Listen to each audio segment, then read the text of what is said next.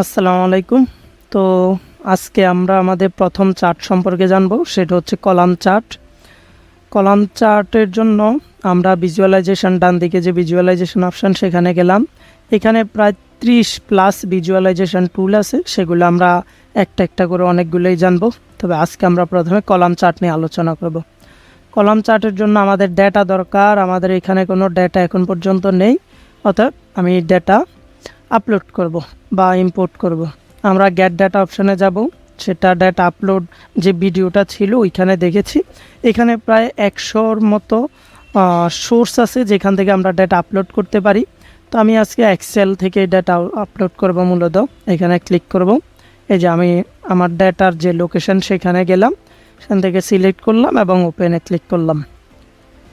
ডেটার উপর নির্ভর করে একটু টাইম নেবে। ডেটা যদি অনেক বড় হয় তাহলে কয়েক সেকেন্ড টাইম নিতে পারে। তো আমার ডাটাটা একটু বড়, যার কারণে 2 থেকে 3 সেকেন্ড বা 4-5 সেকেন্ড টাইম নিচ্ছে। এই তো লোড হয়ে গেছে। এই পাশের এগুলো হচ্ছে মূলত আমার টেবিলগুলা। আমি টেবিলগুলা এখানে সিলেক্ট করলাম।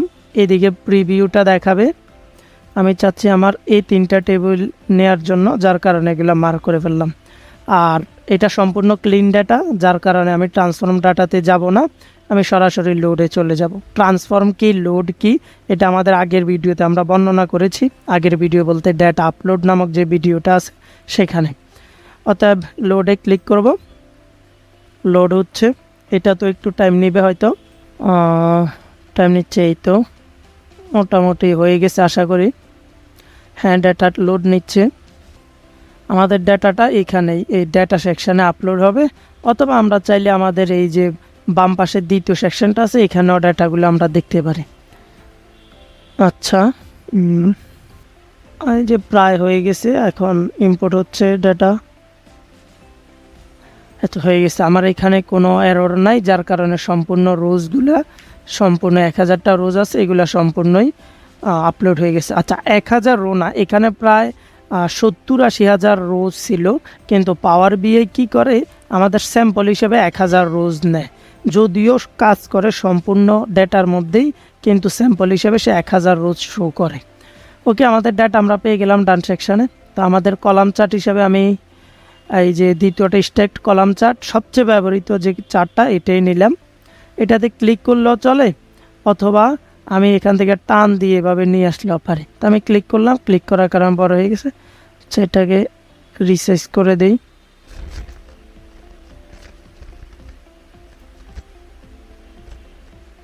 ওকে, একটু এক্সপ্যান্ড করে নিলাম। আচ্ছা, এখন আমি হচ্ছে ভ্যালু দিব। আমরা যদি ভিজুয়ালাইজেশন অংশের নিচের দিকে তাকাই, তাহলে কিছু অংশ দেখতে পারবো। X axis, Y axis, legend, এরপর multiple, small multiples, tool tips, প্রত্যেকটা জিনিস নিয়ে আমরা আলোচনা করব। তবে এখন হচ্ছে মূলত আমরা এক্স এক্সিস এবং ওয়াই এক্সিস নিয়ে কাজ করব। এক্স এক্সিস তো আমরা চিনি, যেটা আমাদের ভূমি বরাবর থাকবে, এবং ওয়াই এক্সিস হচ্ছে যেটা লম্ব বরাবর থাকে। এগুলো বেসিক জিনিস আমরা জানি। তো এক্স এক্সিসে আমি দিব আমার অর্ডার সেকশন থেকে কি দেওয়া যায়,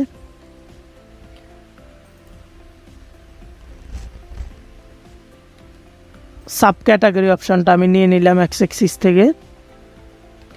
এরপর আমার ওয়াই এক্সিস থেকে আমি নিতে পারি ভ্যালুটা নিতে পারি।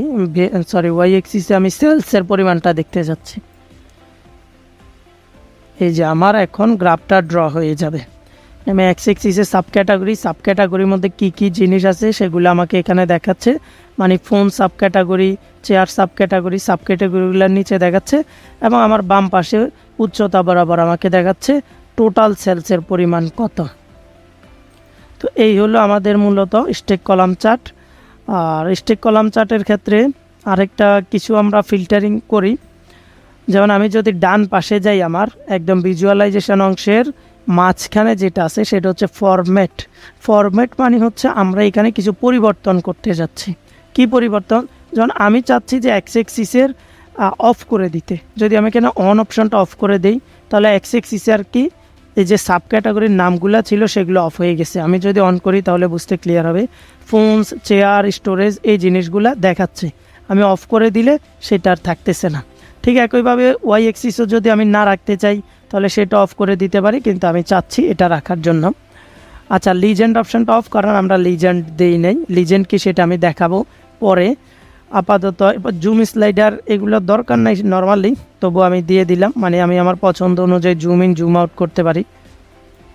এই যে জুম ইন জুম আউট করতে পারবো, তো জুম স্লাইডারটা ওইভাবে প্রয়োজন হয় না। আচ্ছা, কলামস অপশানে যাই। কলামস অপশানে আমার কলামগুলোকে একদম ব্লু কালার হয়ে আছে, তো আমি এগুলাকে কালার যদি চেঞ্জ করে সাপোজ কি হালকা রেড রাখতে যাচ্ছি বা এই কালারটা রাখতে যাচ্ছি, তখন আমার কালারটাই চেঞ্জ হয়ে যাবে, কলামের কালারগুলো।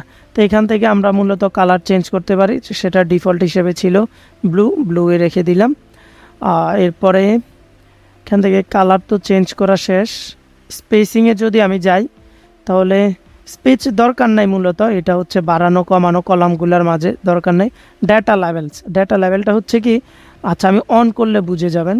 যখন অন করলাম দেখেন নর্মালি আমি, আচ্ছা এটা অফ করে দেখাই, নর্মালি আমি বাম পাশ থেকে সেলসের পরিমাণটা দেখতে হবে, যে যেমন কপিয়ার্স কতটুক সেলস হয়েছে, হয়তোবা আমি এখানে আমার মাউসের কার্সারটা নিতে হবে, অথবা বাম পাশ থেকে মিলে দেখতে হবে যে এটা টোটাল সেলসের পরিমাণ কত। তো আমি যদি ডাটা লেভেলসটা অন করে দেই, সেই ক্ষেত্রে আমার এখানে দেখাবে কোনটার পরিমাণ কত। যেমন আমার কপিয়ার্স প্রায় $1.5 লক্ষ বিক্রি হয়েছে, অন্যদিকে আর্টের বিক্রি পরিমাণ হচ্ছে $27,000। তো এগুলো হচ্ছে মূলত কি ডাটা লেভেলটা অন করে দিলে এখানে শো করবে। তো আমি অফ করে রাখলাম। প্লট এরিয়া ব্যাকগ্রাউন্ড, মানে আমার ব্যাকগ্রাউন্ডটা হোয়াইট আছে, এটা আমি একদম চেঞ্জ করে দিতে যাচ্ছি, দরকার নাই চেঞ্জ করার আপাতত। অথবা এটাকে আমি আমার ডিফল্টভাবে বা ম্যানুয়ালি কোনো কালার আমি নিয়ে আসতে পারি, তো সেগুলো আমরা পরে দেখব। এখানে আপাতত আর কিছু নাই, যা দেখার দিকে বলছি। জেনারেল সেকশনে যদি যাই, আমি চাচ্ছি যে আমার sum of sales by sub category এই টাইটেলটা অফ করে দিতে, তাহলে এখানে অফ করব, এটা অফ হয়ে গেছে। তো আমি অন রাখলাম। এটাকে আমি চাইলে মাঝামাঝিও নিয়ে আসতে পারি, যেমন আচ্ছা এই যে মাঝামাঝি, আমি যদি এখানে ক্লিক করি সেটা সেন্টারে চলে আসে। আরও কিছু আছে, যেমন টেক্সটটা আমি চেঞ্জ করতে যাচ্ছি, মানে সাম অফটা বাদ দিয়ে দিতে যাচ্ছি, বাদ দিয়ে দিলাম, সাম অফ এখান থেকে বাদ হয়ে গেছে, শুধু সেলস বাই সাব ক্যাটাগরি আছে। বা চাইলে অন্য কোনো টেক্সটও দেওয়া যায়। হেডিং চেঞ্জ করতে পারি এখান থেকে ফন্ট চেঞ্জ করা যায়, আমি চাইলে বোল্ড করে দিতে পারি, বোল্ড হয়ে গেছে। টেক্সটের কালারটা যদি আমি চাই ব্লু রাখতে পারবো, এটা আমার ইচ্ছে অনুযায়ী আমি ব্লু রেখে দিলাম। ব্যাকগ্রাউন্ড কালার চেঞ্জ করা যায়, দরকার নাই। আর এখানে তো বুঝালামই যে আমি আমার যে টাইটেলটা এটাকে সেন্টারে নিয়ে আসলাম, অথবা চাইলে এক পাশেও নিয়ে যেতে পারি, তো আমি সেন্টারে রাখবো, সেটাই সুন্দর। সাবটাইটেল নাই, এই জন্য আমাদের দরকার নাই। এখানে ইফেক্টস আইটেমে যদি যাই, ব্যাকগ্রাউন্ডের কালার হোয়াইট আছে, আমি হোয়াইটই রাখবো। আচ্ছা, তবু আমি একটু দেখাই দিই ব্যাপারটা কি। যদি আমি ব্লু না অন্য কোনো কালার দিই, ইয়েলো কালার দিই, তাহলে ব্যাকগ্রাউন্ডটা সম্পূর্ণ ইয়েলো হয়ে গেছে। তো এটা হচ্ছে মূলত ব্যাকগ্রাউন্ড আমি অফ করে রাখছি, আমার দরকার নাই। ভিজুয়াল বর্ডার, এই চারদিকের বর্ডারটা একটু শো করাতে চাইলে আরও ক্লিয়ারভাবে অন করে দিব। এখন বর্ডারটা দেখা যাচ্ছে, মানে বর্ডার বলতে আমি যদি কার্সারটা অন্যদিকে ক্লিক করি তাহলেও বর্ডারটা এখানে শো করবে আর কি। তো এই হচ্ছে মূলত বেসিক কিছু ফরম্যাটিং অপশান। বাকিগুলা অন্যান্য ভিজুয়াল টুলের ক্ষেত্রে, অন্যান্য চার্টের ক্ষেত্রে আমরা আরও কিছু ফরম্যাট হয়তো বা দেখব। তো এটাই আমাদের কলাম চার্ট। তার পাশাপাশি আচ্ছা এটাকে আমি রিমুভ করে দিচ্ছি, আমি আরেকটা কলাম চার্ট নিয়ে আসতে যাচ্ছি। আচ্ছা, রিমুভ করার দরকার নেই, আমি এখানে ক্লিক করলাম আমার কলাম চার্টটার মধ্যে, এই যে স্টেক কলাম চার্ট, এটাকে আমি যদি ক্লিক করি তাহলে এটা সম্পূর্ণ চেঞ্জ হয়ে গেছে স্টেক কলাম চার্টে। আবার যদি আমি স্টেক বার চার্টে ক্লিক করি তখন সেটা সম্পূর্ণ বার চার্ট হয়ে গেছে। তো স্টেক বার চার্টটা হচ্ছে মূলত কি একদম কলাম চার্টেরই অনুরূপ, তবে বার চার্টের ক্ষেত্রে সেগুলা এর একটা অপোজিট ডিরেকশনে চলে যায় আর কি। সবচেয়ে নিচে যেটা সেটা একেবারে নিচে দেখা, অর্থাৎ সবচেয়ে কম সেলসের পরিমাণটা নিচে দেখাবে, সবচেয়ে বেশি সেলসের পরিমাণটা উপরে দেখাবে, বাকি সব কিছুই এটার মোটামুটি সেম। তো আজকে এটুকু পর্যন্তই কলাম চার্টের ক্ষেত্রে। নেক্সট ভিডিওতে আমরা দেখব অন্যান্য চার্ট সম্পর্কে। আসসালামু আলাইকুম।